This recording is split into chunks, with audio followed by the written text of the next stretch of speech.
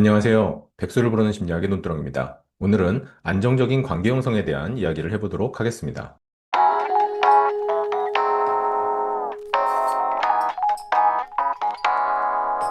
먼저 여러분들은 이런 상황에서 어떻게 하실지 한번 생각해 볼까요? 낯선 상황이나 낯선 사람과 했을 때 당신의 반응입니다. 이곳에 친한 사람과 함께 갔는데 친한 사람이 당신만 이 낯선 상황이나 낯선 사람에게 두고 잠시 자리를 비우는 상황입니다. 이럴 때 당신은 어떻게 할까요?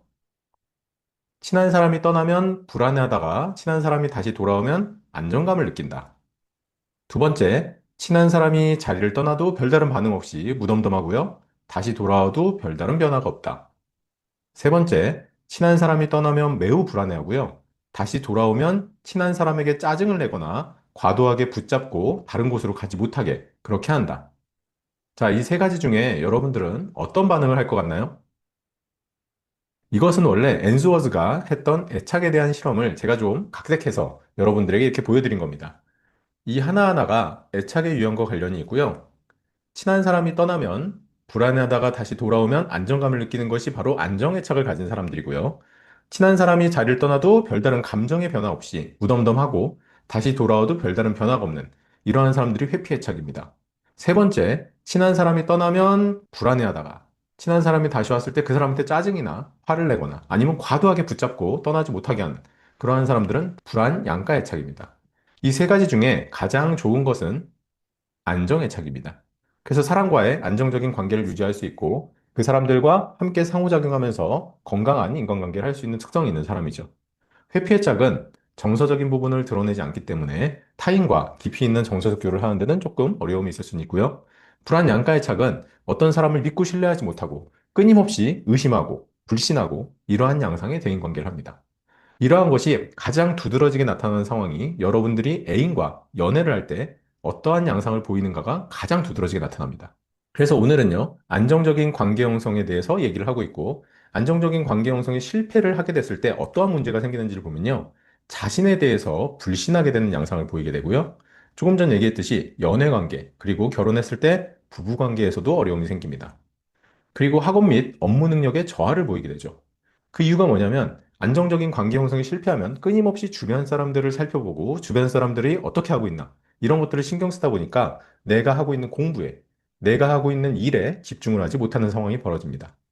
그러다 보니까 지속적인 직장 생활에 어려움이 생기죠. 그리고 직장 생활 안에서 대인 관계에도 어려움이 생깁니다.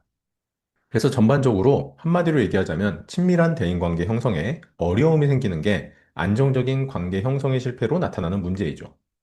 사람들 속에 있을 때 스트레스를 가장 많이 받는다고 하는 사람들도 있으시죠? 인간관계 속에서 스트레스를 제일 많이 받아 라고 얘기하시는 분들도 안정적인 관계 형성에 어려움이 있는 분들일 겁니다. 그렇다면 관계 형성이 어려운 사람의 특징에는 무엇이 있느냐? 친숙하지 않은 사람들을 피해적이고 위협적으로 인식을 하게 됩니다. 나와 관련이 없는 사람들에 대해서도 저 사람들을 좋지 않게 생각하고 나에게 무언가 해를 끼치려는 대상으로 생각을 하게 된다는 거죠. 그러면 사회생활할 때도 굉장히 힘겨운 사회생활을 하게 됩니다. 그리고 낮은 자존감을 가지게 됩니다. 왜냐하면 타인이 나를 수용하지 않을 거야. 저 사람들은 나를 싫어해. 라고 생각하면서 지낸다면 어떻게 될까요? 자존감이 낮아지겠죠. 타인에 대한 신뢰감이 낮은 사람이 됩니다. 다른 사람에게 신뢰감을 가져야 될 때 내 마음도 편안해지고 타인과 상호작용을 건강하게 할 때 내 자존감도 올라가게 되죠. 그런데 그런 게 안 되다 보니까 타인에 대한 신뢰감이 떨어지면서 믿을 수 없는 불신의 사회로 되는 겁니다. 그리고 타인과 깊은 관계 형성을 하는 게 아니고요. 사람들을 도구로 생각합니다. 내가 필요할 때 연락을 하고 필요하지 않으면 연락하지 않고 이러한 잘못된 대인관계 양상을 보이시는 분들도 있죠. 그렇다면 이런 사람들이 어떤 행동을 하느냐? 타인에 대한 비난과 뒷말을 많이 합니다. 그리고 항상 자기가 피해받았다는 말을 많이 하게 되죠. 주변 사람들이 진득하게, 주변 사람들과 오랫동안 관계하는 게 아니라요. 주변 사람들이 자주 바뀝니다. 그게 아니면 과도하게 한 사람에게 집착을 하면서 과도하게 몰두를 하는 그러한 양상을 보이기도 합니다. 그렇다면 관계 형성에 부정적인 영향을 주는 것들은 피해야 되겠죠? 그런 것들에 대해서 얘기를 해드리겠습니다. 깊이 있는 교류가 아닌 피상적인 관계. 피상적이라는 건 표면적인 관계입니다. 그러니까 겉핥기식의 관계를 하는 거죠. 그런 만남을 하게 되는 대표적인 관계가 술 중심의 문화가 있는 모임입니다. 술을 마실 때에만 사람들과 만나고 그리고 그러한 사람들의 특징 중에 하나는요, 술이 없으면 마음속에 있는 얘기를 꺼내지도 못합니다. 술 중심의 문화가 있는 사람들과의 관계에서는 피상적인 관계가 유지되는 경우들이 많이 있습니다. 그리고 즉흥적인 만남과 즉흥적인 만남 후에 헤어지는 것이죠. 깊이 있는 관계를 하지 못하는 이러한 경우들. 그러한 경우가 관계 형성에 부정적인 영향을 주는 피해야 할 그러한 만남들이 됩니다. 경쟁과 비교가 심한 사람이나 집단. 이게 좀 안타까운 게 한국 사회가 너무나도 경쟁과 비교가 심하죠. 그러다 보니까 한국 사람들이 타인에 대한 불신이 굉장히 심한 그러한 특성을 보이기도 합니다. 뒷말이 많은 사람과 집단. 어떤 집단에 가면 유독이도 타인에 대한 얘기를 하는 경우들이 굉장히 많이 있죠. 서로서로 믿지 못하고 서로서로를 의심하면서도 모여가지고는 이 사람이 없으면 또 저 사람 얘기하고 저 사람이 없으면 또 이 사람 얘기하고 이런 식으로 뒷말을 많이 하는 그러한 집단은 여러분들이 피하시는 게 좋을 것 같습니다. 지속적인 관계 형성을 할 수 없는 모임도 피하시는 게 좋습니다. 업무적이거나 어쩔 수 없이 짧은 만남을 해야 되는 그런 모임들이 있을 수도 있겠죠. 하지만 개인적인 관계에서조차도 지속적인 관계 형성을 할 수 없는 그러한 모임들이 있고 그러한 관계를 계속해서 반복하게 된다면 여러분들은 타인과의 상호작용에서 안정감을 느끼지도 못하고요. 관계 형성을 안정적으로 하지도 못하게 됩니다. 여러분들이 타인과 안정적인 상호작용을 위해서 안정적인 사람을 찾기만 하지 마시고요. 여러분들 스스로가 안정적인 사람이 되시면 좋을 것 같습니다. 여러분들이 안정적인 사람이 되기 위해서는 어떻게 하면 되느냐? 먼저 내가 어떤 사람인지를 확인하는 게 가장 중요합니다. 내가 어떤 것을 좋아하는 사람인지, 어떤 것을 나는 굉장히 싫어하고 그런 행동을 했을 때 그런 사람들과 친하게 지내고 싶지 않은지, 이런 것들에 대해서 명확히 아셔야 여러분들이 안정적인 사람이 될 수도 있습니다. 그리고 타인과 신뢰감을 쌓는 거죠. 약속을 잘 지키는 것, 거짓말을 하지 않는 것. 어떻게 보면 너무나도 당연하다고 얘기를 하실 텐데요. 작은 거짓말들을 굉장히 자주 하는 사람들도 있죠. 그러한 사람들은 피하시는 게 좋습니다.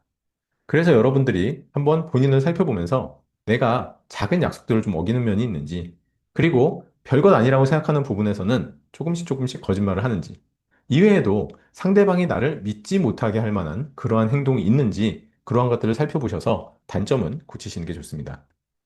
뒷말하지 않기는 너무나도 당연한 거죠. 뒷말을 하는 사람과 어떤 사람이 만나고 싶겠습니까? 그래서 이런 것은 하지 마시고요. 관심사가 같은 사람들과 교류를 하는 게 굉장히 좋습니다. 그래서 동호회나 어떤 관심사가 같은 사람들끼리 모여서 하는 그러한 모임들의 속에서 지속적으로 교류를 하고, 그리고 관심사가 같기 때문에 아무래도 좀 깊이 있는 얘기를 하게 되죠. 그리고 그런 얘기를 하다 보면 이제 본인의 어려움들도 이야기를 하면서 좀 더 친밀한 관계, 지속적인 관계로 유지하게 되는 경우들이 있죠. 그래서 주변에 보면은 동호회 활동을 하다가 이제 마음이 잘 맞고 그래서 결혼까지 가는 그러한 커플들도 있더라고요. 타인을 감정 쓰레기통으로 삼지 않아야 됩니다. 요즘에 보면 타인을 감정 쓰레기통으로 보고 지속적으로 본인이 힘들 것들만 쏟아내는 사람들이 있죠. 중요한 건 뭐겠어요? 본인만 그렇게 할 것이 아니라 타인도 그러한 것으로 힘든 게 있다면 공감해주고 배려를 해줘야 되는데 타인에 대한 얘기는 들을 생각을 하지 않고요. 본인 힘든 얘기만 계속 쏟아내는 사람들이 있습니다. 그러한 사람들도 여러분들이 피하시는 게 좋을 것 같아요.